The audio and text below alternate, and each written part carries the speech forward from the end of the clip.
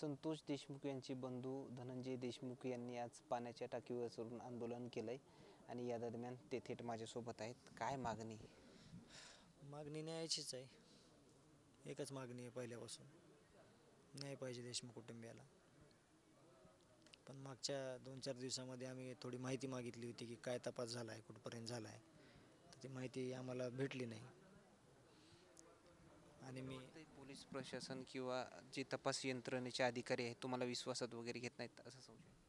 विश्वासात घ्यायचा काही विषय नाही. काम करताना त्यांच्या कामात त्यांनी काम करावं, पण आम्हाला कळलं पाहिजे ना काय चाललं आहे, तपास कसा चालू आहे काय, त्यासाठी आम्ही मागणी केलेली. आतापर्यंत काही चर्चा वगैरे किती दिवस काही हे लोटून गेले याच्यामध्ये काही चर्चा वगैरे झाली? नाही ना, चर्चा सगळी झाली नाही म्हणून तर आज मी आंदोलन करायचं पावित्र्यात होतं ना.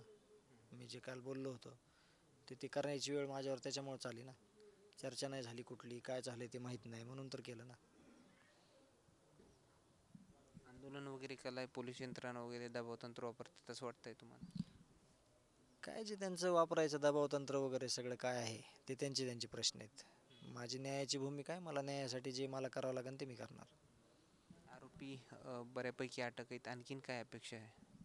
नाही, बऱ्यापैकी काय करायचे, सगळे अटक नाहीत, त्यांना सगळ्यांना मोका नाही, सगळ्यांना खुनाच्या आरोपात नाहीत घेतलं. सगळी साखळी तर तीच आहे, खंडणीपासून खुनापर्यंत.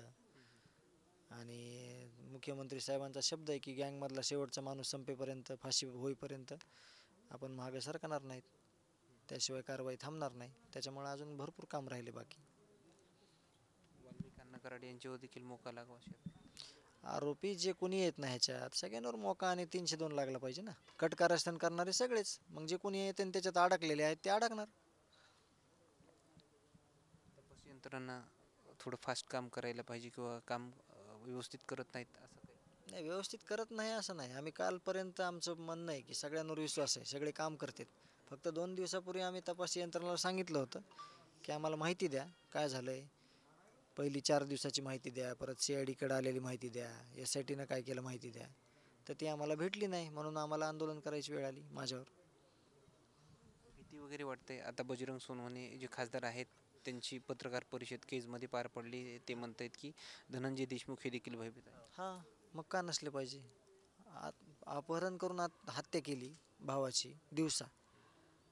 मग मला पण आणि गाववाल्याला पण भीती आहे ना या गोष्टीची. गरीब माणसं आहेत आम्ही, गाव गरीब आहे आमचं, एकोप्यानं राहणार आहे. सरळ सरळ साधे साधे लोक आहेत सगळे, त्यांना भीती अपेक्षितच आहे. उद्या ग्रामस्थ आंदोलन वगैरे करतायत, कशा पद्धतीमध्ये आंदोलन वगैरे असणार आहे काही माहिती वगैरे? नाही, तिकडं ते बसलेत, त्यांचं चालू आहे नियोजन. मला इंटरेस्ट पण घेऊ नको म्हणतात. आम्हाला करू दे न्याय घेताना. आम्हाला आमची बी काही भूमिका असली पाहिजे गावकऱ्यांची, आणि त्या भूमिकेत तू आम्हाला हे करू नको. म्हणजे आम्ही जे करतोय ते आम्हाला करू दे. मुख्यमंत्र्यांची देखील भेट वगैरे घेतली, काय चर्चा झाली मुख्यमंत्र्यांसोबत? मुख्यमंत्र्यांसोबत चर्चा झाली होती सगळी ह्या प्रकरणाची. त्यांनी शब्द दिलेला आहे की कोणाला सोडणार नाही. तर तसं अपेक्षित आहे आम्हाला. सगळ्यांना फाशी झाली पाहिजे आरोपीला. किती वेळ वेळ दिला मुख्यमंत्री? 50 मिनिट होतो आम्ही, 50 मिनिटाचा वेळ होता. चर्चा झाली? हा, व्यवस्थित सगळं मी सांगितलं त्यांना. त्यांनी काही गोष्टी बोलले, आम्ही काही सांगितलं. त्यांच्या बोलण्याची जी फिलिंग वगैरे होते त्याच्यावर कुठंतरी ते चांगल्या पद्धतीमध्ये काम करण्यास यंत्रणेला भाग वगैरे पडतात असं दिसून आलं. बोलत होते व्यवस्थित, सगळं ऐकून घेतलं, त्यांनी पण सांगितलं. आता आमचा जो आजचा आंदोलन आहे आणि विषय आहे ना, तो मुख्यमंत्री किंवा वेगळं काही नाही. आमचा विषय आहे की आम्ही जे माहिती आम्ही मागवतोय ती आम्हाला माहिती न मिळाल्यामुळं आम्हाला आमच्या भावना तुटल्या. आता आम्ही विश्वास दाखवलेला आहे सगळ्या तुम्ही प्रसार माध्यमावर माझा विश्वास आहे, मुख्यमंत्री साहेबांवर आहे. आणि त्यांनी शब्द दिलेले आहेत ना, चुकीचे शब्द देणार नाहीत ना ते.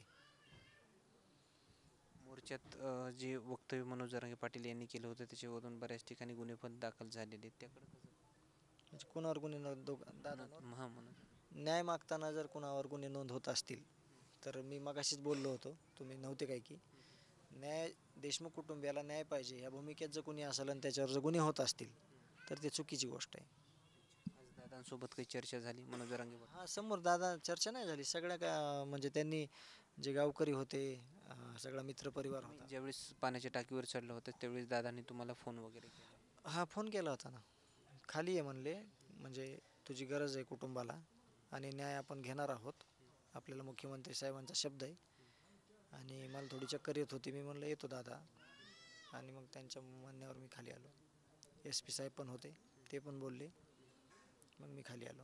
त्यानंतर काय प्रशासनासोबत मनोज जरांगे पाटील यांच्यासोबत काय चर्चा झाली नाही झाली अजून चर्चा, होईल चर्चा. खाली आल्याच्या नंतर? खाली आल्याच्या नंतर इथंच बसलो ना आम्ही. मग आम्ही गावकऱ्याशी संवाद साधला.